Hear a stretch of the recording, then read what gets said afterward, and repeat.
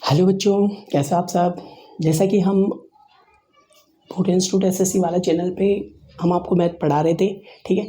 और अगर आप हमारे चैनल पे नए हो तो प्लीज़ आप हमारे चैनल को पर आइए, मैथ सीखिए और हमारे चैनल को सब्सक्राइब जरूर कीजिएगा और बेल आइकन का जरूर बटन दबाइए ताकि आपको सबसे पहले नोटिफिकेशन मिल सके और चीज़ें समझ में आती है। अगर कोई किस चीज़ें बातें बताता हूँ वो समझ में आता है तो प्लीज़ लाइक का बटन जरूर दबाइए और अपने दोस्तों को भी शेयर करो ताकि आपके दोस्तों को भी पता चले कि मैथ की कुछ क्लासेज चल रही है जिसमें आपको कोई दिक्कत नहीं आ रही है और आप अच्छे से सीख पा रहे हो। अगर हमारा पढ़ाने का तरीका अगर पसंद आ रहा है तो प्लीज़ आप थोड़ा सा अपने हमारे चैनल को शेयर करने की कोशिश कीजिए वीडियोस को, ताकि आपको और ज़्यादा सिखा सकें, ठीक है।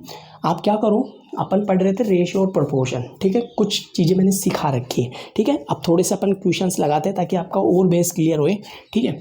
तो देखो, जैसे मैंने कुछ क्वेश्चंस उठाए, ठीक है। बात करते हैं क्वेश्चन नंबर, जैसे मैंने बोला बी सी सी डी, ठीक है। जैसे मैंने इसका क्वेश्चन का ये बोल दिया, ठीक है, 3 5 2, ठीक है। क्वेश्चन कुछ बना है, ठीक है। तो अपने को अगर ABCD चाहिए, अपने को आंसर चाहिए ABCD चाहिए, ठीक है। ABCD चाहिए तो कैसे करते हो बेटा, ABC और D ऐसे निकालोगे। एक के नीचे A जाएगा, B के नीचे B जाएगा, फिर B के नीचे B जाएगा, C के नीचे C जाएगा, ठीक है। C के नीचे C जाएगा, D के नीचे ये जाएगा। चाहो तो आप एक काम करो, इस 3 को, ये जगह खाली है तो यहाँ पे भी लिख दो और यहाँ पे भी लिख दो। लिख दिया।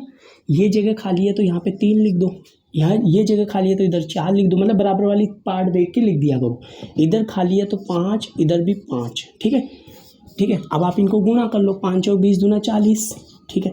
इसको गुणा करो, 20 तिया 60, इसको गुणा करोगे तो 5 ती 15 ती 45, ठीक है। इसको गुणा करोगे 9 दूनी 18, और काटना चाहो तो इसको काट भी सकते हो। कौन से पार्टे से कटेगा ये, 3 से भी नहीं कट रहा, नहीं कटेगा, यही आंसर है, ठीक है। अब देखो, आप इसको ऐसे भी कर सकते हो, जरूरी नहीं आप ऐसे ही करो, आप इसको ऐसे भी कर सकते हो। आपने लिखा 2 3, ठीक है, फिर लिखा 4 3, फिर लिखा 5 2, लिखा ना इसके नीचे 5 2, ठीक है। आप देखो, इसको ऐसे भी कर सकते थे, जरूरी नहीं है कि आप ऐसे लिखो फिर करो। आप देखो कैसे कर सकते थे, इस वाली लाइन को गुणा करो आपस में, ABCD लिखते ना इनके नीचे, ठीक है। 5 20 दूना 40 आया, देखो ये आ गया, दिखा। फिर क्या करो, ये लाइन कंप्लीट हो गई, एक लाइन, फिर ये मतलब खत्म हो चुका है, A अब खत्म हो चुका है। अब बारी किसकी है, B की बारी है ना, तो ऐसे चलो, ऐसे घूम के इसको ले लो, ठीक है। तो कितना आएगा, 5 चौक 20 तिया 60 आया। फिर बारी किसकी है, B भी खत्म हो चुका है। अब बारी है C और D की, मतलब B वाला ये पोर्शन खत्म हो चुका है। अब बात करते हैं, ऐसे ले लो, ठीक है। कितना आया, 5 ती 15 30 45, ठीक है। ये भी खत्म हो चुका है। अब कौन आएगा, ये वाला पोर्शन आएगा ना बेटा, ये वाला, ठीक है। 3 तिया 9 दूनी 18, तो देखो ये आ गया, आया नहीं आया, वही आया ना। कैसे करना है, अब एक बार और लाइन बना देता हूँ। सबसे पहले इसका चलो, फिर इसका चलो, ठीक है। फिर इसका चलो, फिर इसका चलो, फिर इसका चलो, फिर इसका चलो, फिर इसका चलो, फिर इसका चलो। आई थिंक यहाँ तक समझ में आया होगा, ठीक है। नेक्स्ट देखो, एक और बताने की कोशिश करता हूँ ताकि आपको और समझ में आए, ठीक है। तो आपको ज़रूरी नहीं है कि सारी चीज़ें आप लिख के ही ऐसे ही करो, तरीके मतलब बहुत सारे तरीके हैं। मैं नहीं बोल रहा कि आपको एक ही तरीका, जैसे मर्जी आए वैसे लिखो। एक और क्वेश्चन समझा देता हूँ, A/B/CD निकालना है ना बेटा, तो 4/2, 3/5 और 2/3, मतलब एक B के नीचे AB, BC के नीचे BC, CD के नीचे CD। अब मैंने क्या सिखाया था अभी, ऐसे चलो, तो A/B/C/D निकालना है ना। 4 ती 12 दूना 24, ठीक है, 4 ती 12 12 दूना 24। फिर ऐसे चलो, ये लाइन ख़त्म।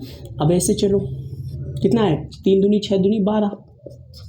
फिर कैसे चलना है, ये लाइन ख़त्म, B भी ख़त्म हो गया। अब कैसे चलोगे, अब चलोगे ऐसे चलो, ठीक है, 5 दूनी 10 दूना 20। फिर कैसे चलोगे, ये लाइन भी ख़त्म, अब चलोगे ऐसे, 5 ती 15 दूना 30। अब मैं चेक करके कंफर्म करवा देता हूँ ताकि आपको पता लग जाए। देखो, इधर खाली है 2 लिखो, इधर खाली है 2 लिखो, इधर खाली है 5 लिखो, इधर खाली है तो इसके बराबर वाला लिख दो, इधर खाली है तो 2 लिख दो, इधर खाली है 2 लिख दो, ठीक है। अब चेक कर लो, 4 ती 12 दूना 24, 3 दूनी 6 दूनी 12, 5 दूनी 10 दूना 20, 5 दूनी 10 तिया 30। आई थिंक यहाँ तक समझ में आया होगा। अब जब भी आपको ऐसा क्वेश्चन मिले तो प्लीज़ आपको इस तरीके से कर लेना, ठीक है, ताकि आपको और ज़्यादा समझ में आए। ठीक है, 2 क्वेश्चन मैंने समझा दिए। ठीक है, नेक्स्ट बात करते हैं।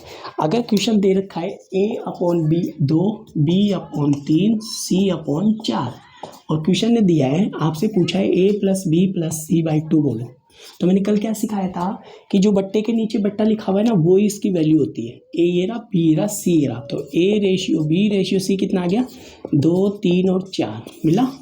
अरे a b c का मान आ गया ना, a b c के मान आ गए, a का मान 2, b का मान 3, c का मान 4 लिख दो। तो यहाँ पे 2 + 3 + 4/2 कितने हो गए, 7 और 2 9/2। आई थिंक ये बात समझ में आई होगी। आगे यहाँ तक, ठीक है, 9/2 आ गया ना बेटा, ठीक है। तो ध्यान रखो, जिस रेशियो के नीचे जो वैल्यू लिखी हुई है वही लिखना है। अब मैं थोड़ा सा आपको कुछ चीज़ें और सिखाने की कोशिश करता हूँ, नई चीज़ है, ठीक है, थोड़ा सा ध्यान से पढ़ना, ठीक, ताकि आपको थोड़ा सा आगे की चीज़ समझ में आए। ये क्वेश्चन समझा दिए, ठीक है, आगे चलते हैं। जैसे अपने को पता है कि कोई पॉइंट होते हैं, आपको वो चीज़ें ध्यान रखनी है ताकि आप एक एक चीज़ को ढंग से समझ सको। आपको नई चीज़ सिखाने की कोशिश कर रहा हूँ, प्लीज़ आप थोड़ा सा सीखने की कोशिश करो, ठीक है। एक होता है अनुक्रमानुपाती। अब रेशियो में कितने पार्ट होते हैं, पार्ट देखो कितने पार्ट बनते हैं, अनुक्रमानुपाती,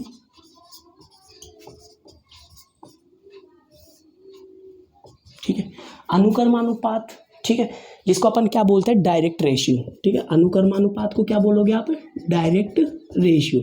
ये डायरेक्ट रेशियो क्या होता है बेटा, डायरेक्ट रेशियो वो होता है कि जैसे मैं कोई एग्जांपल से समझाता हूँ। डायरेक्ट मतलब सीधा रेशियो, ठीक है।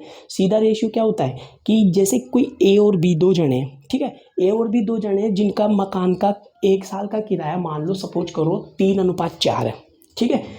1 साल का किराया 3:4 मान लो, तो महीने का किराया कितना होगा, वही 3:4 रहेगा, रहेगा नहीं रहेगा, अरे वही रहेगा ना, चेंज थोड़ी होएगा।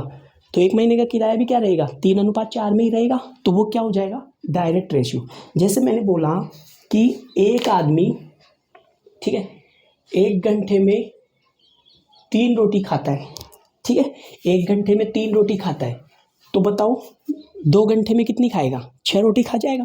भाई 1 घंटे में 3 रोटी खा गया तो 2 घंटे में 6 रोटी खाता है, ठीक है। तो डायरेक्ट रेशियो आ रहा है ना, आप क्या कर रहे हो, उसी को मल्टीप्लाई कर रहे हो किसी नंबर से, ठीक है। तो आई थिंक यहाँ तक समझ में आ गया होगा। तो अनुक्रमानुपात मतलब डायरेक्ट रेशियो आता है, ठीक है।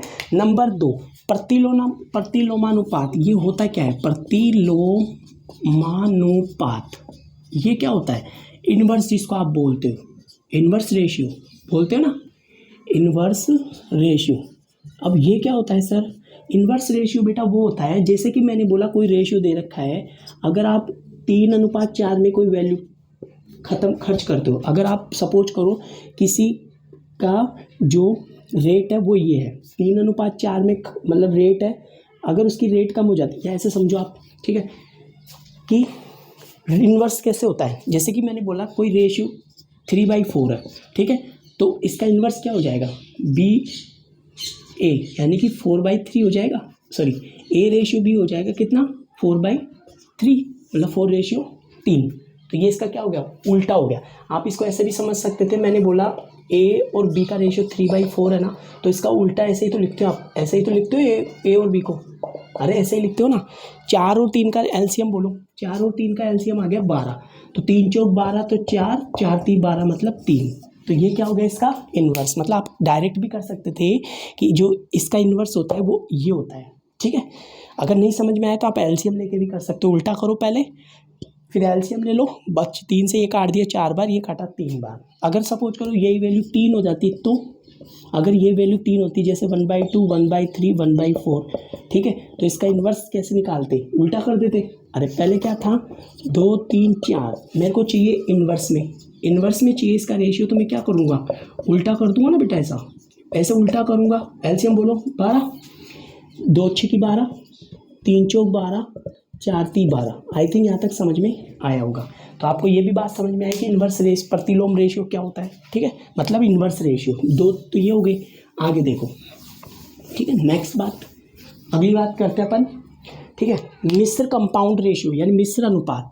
तीसरा होता है मिश्र अनुपात, ठीक है, मिश्र अनुपात मतलब कंपाउंड रेशियो।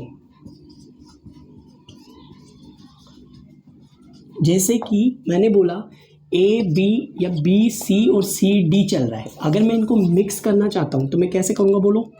मिक्स करना चाहता हूँ तो मैं ऐसे लिख दूंगा इसको आपस में, अरे बी सी और सी डी, ये हो गया मिक्स। बस आपस में क्या कर दिया, तीनों को मल्टीप्लाई करके लिख दिया, ठीक है।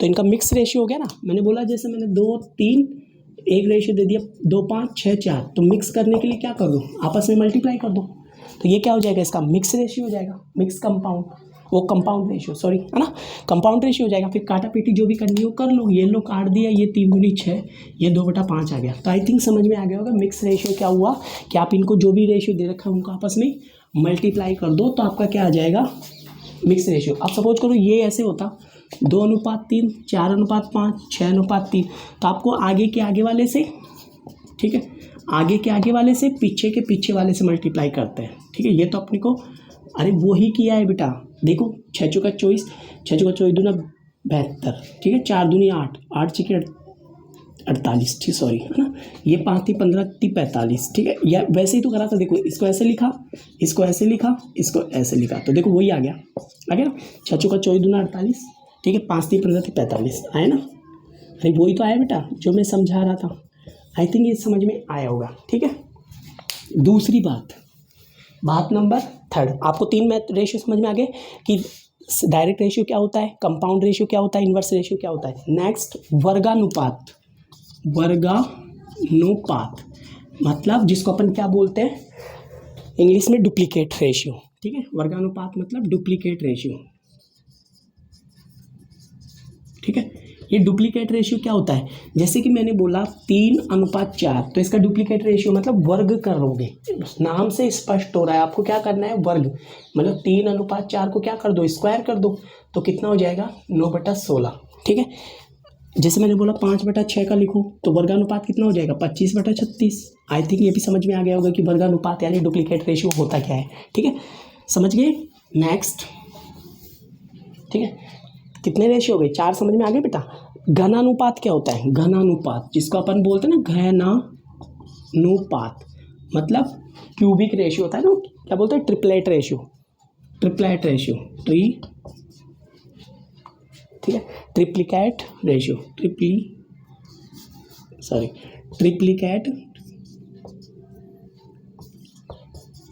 रेशियो, ठीक है, ट्रिप्लिकेट रेशियो बोलते हैं ना बेटा इसको।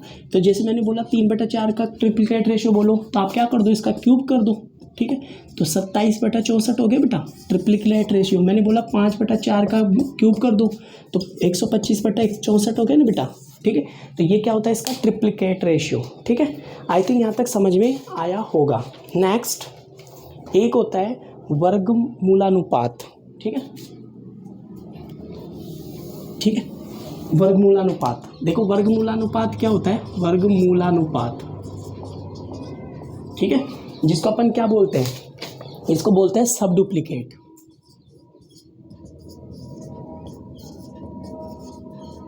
रेशियो। वर्गमूलानुपात होता क्या है, जैसे मैंने बोला 16/25 का वर्गमूल साफ शब्दों से ही पता लगता है बेटा। वर्गमूल मतलब इसका स्क्वायर रूट निकालना है, ठीक है। तो 4 ये हो गया, 5 ये हो गया, ठीक है। मैंने बोला 36/64, तो इसका तो हो गया वर्गमूल 6, इसका हो गया 8। आई थिंक ये बात समझ में आई होगी, ठीक है। तो प्लीज़ बेटा अगर आपको चीज़ें समझ में आ रही है तो प्लीज़ हमारे चैनल पे को सब्सक्राइब कीजिए और लाइक का बटन ज़रूर दबाइएगा, ठीक है, लाइक कीजिएगा और बेल आइकन का बटन ज़रूर दबाइए ताकि आपको चीज़ें ज़्यादा समझ में आए, ठीक है। आई थिंक ये बात भी समझ में आई होगी। अगर मैं बात करूँ घनमूलानुपात, ठीक है, अगर मैं बात करूँ घनमूलानुपात, जैसे 4th नंबर था घनमूलानुपात,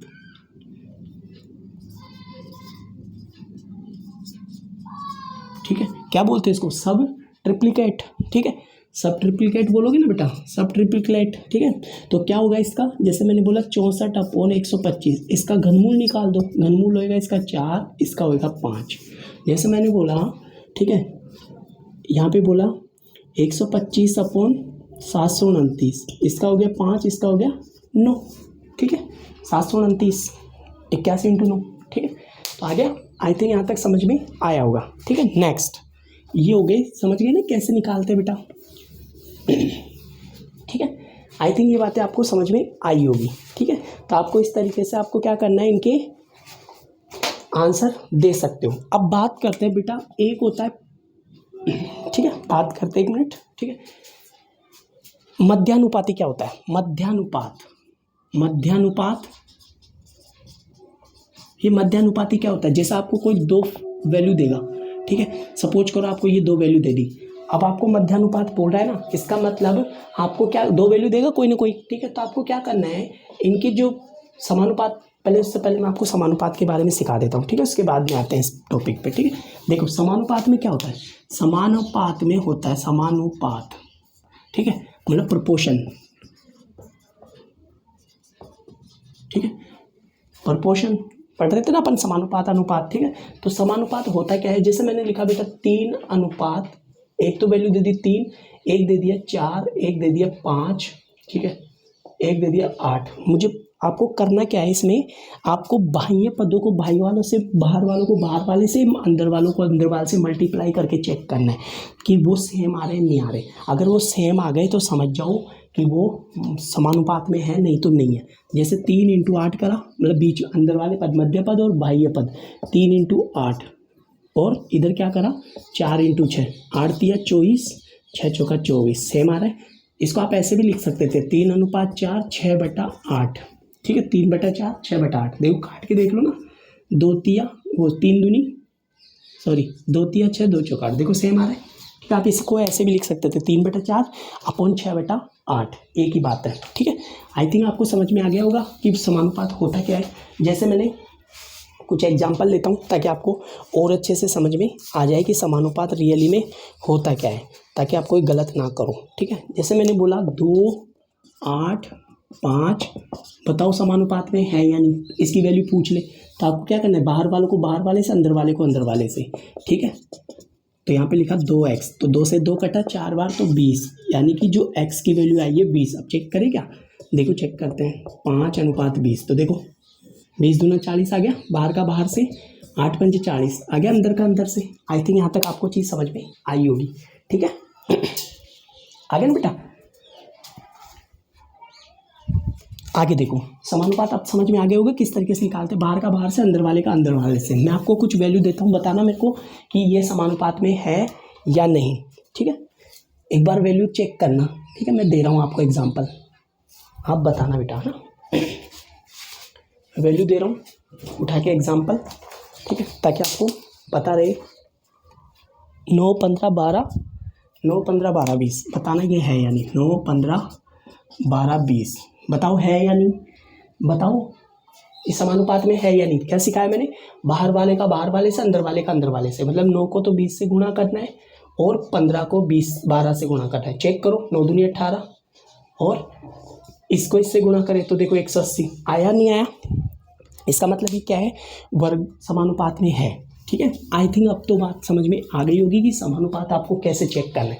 ठीक है, बट्टे में भी लिख के चेक कर सकते हो। ठीक है, अब चेक करते हैं। देखो मैंने बोला, अब मैं जो बात कर रहा था ना प्रथमानुपात, मध्यानुपात, अब मैं मध्यानुपात की बात कर रहा हूँ। ठीक है, मध्यानुपाती क्या होता है, मध्यानुपाती में जैसे मैंने बोला 2 वैल्यू आपको दे दी, सपोज करो ये 4 और एक 4, ठीक है, 4 4 दे दिया। ठीक है, और मैंने बोला कि मध्यानुपात, मध्यानुपात में आपको क्या करना है, इसके बीच में जो भी वैल्यू है, आपको एक बात और ध्यान रखनी है, A B, अगर ये वैल्यू दे रखी है C D, तो आप समानुपात में इसको कैसे लगाओगे, यहाँ पे डबल साइन लगेगा।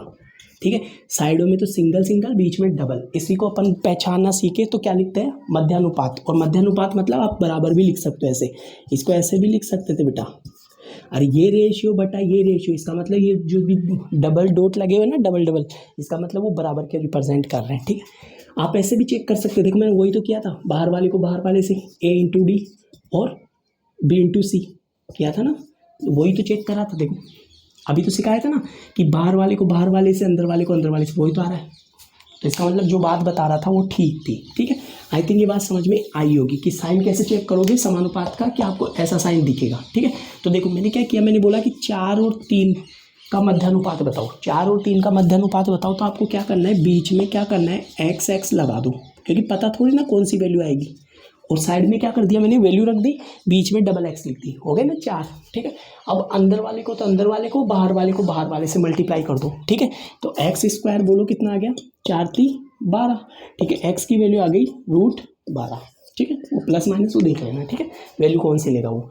आई थिंक ये समझ में आया होगा मध्यानुपात होता क्या है। ठीक है, मैं एक एग्जांपल और लगाता हूँ ताकि आपको चीज़ें समझ में आ जाए। देखो, एक क्वेश्चन दिया 12 और 44, इसका मध्यानुपात बोलो। इसका मध्यानुपात बोलोगे तो मैंने क्या सिखाया, आप ऐसे भी कर सकते थे। देखो, मैं डायरेक्ट एक फॉर्मूला बना के देता हूँ। ठीक है, ये 2 वैल्यू है, तो आपको क्या करना है, जैसे कि मध्यानुपात आपको बोला कि इन दोनों के बीच में मध्यानुपात बोलो, तो आप क्या करो, मध्यानुपात के लिए इसमें बीच में x लगा दिया। ठीक है, बीच वाले को मल्टीप्लाई, बाहर वाले को मल्टीप्लाई, ए बी और रूट हटा दो, स्क्वायर हटा दो, रूट लगा दो। बस आपको ये काम करना है, आप डायरेक्ट बता सकते हो। ठीक है, इन दोनों का मध्यानुपात बोलो, आप कुछ भी नहीं करना, बस रूट लगाना है 25 × 144। ठीक है, और ऑप्शन में चेक कर लो। ठीक है, रूट के अंदर कभी नेगेटिव वैल्यू आ नहीं सकती, आप ये खुद भी जानते हो। ठीक है, अंदर तो नहीं आएगा ना। ठीक है, तो वो देख लो ऑप्शन क्या आ रहा है, उसके हिसाब से आपका आंसर। ठीक है, तो आगे आई थिंक समझ में, अब डायरेक्ट लगाना आप। ठीक है, मैंने बोला 3 और 4 का वर्गमान, सॉरी 5 और 4 का बोलना मध्यानुपात। आपको कुछ नहीं करना, बस दोनों को मल्टीप्लाई करो और रूट लगा दो बस। आई थिंक बात समझ में आ गई होगी अब तो। ठीक है, तो मध्यानुपात आपको बेटर समझ में आया होगा। देखो, एक और एग्जांपल देख लो ताकि और समझ में आ जाएगा। ठीक है, अगर किसी बच्चे को समझ में कम आया तो वो देख लो। 6 और 4 का मध्यानुपात बोलना, आपको कुछ नहीं करना, इसको गुणा करो आपस में, यही मध्यानुपात आ गया, रूट निकाल दो, कहने का मतलब। ठीक है, मध्यानुपात समझ में आ गया होगा। अगर मैं बात करूँ तृतीयानुपात बोलो इसका।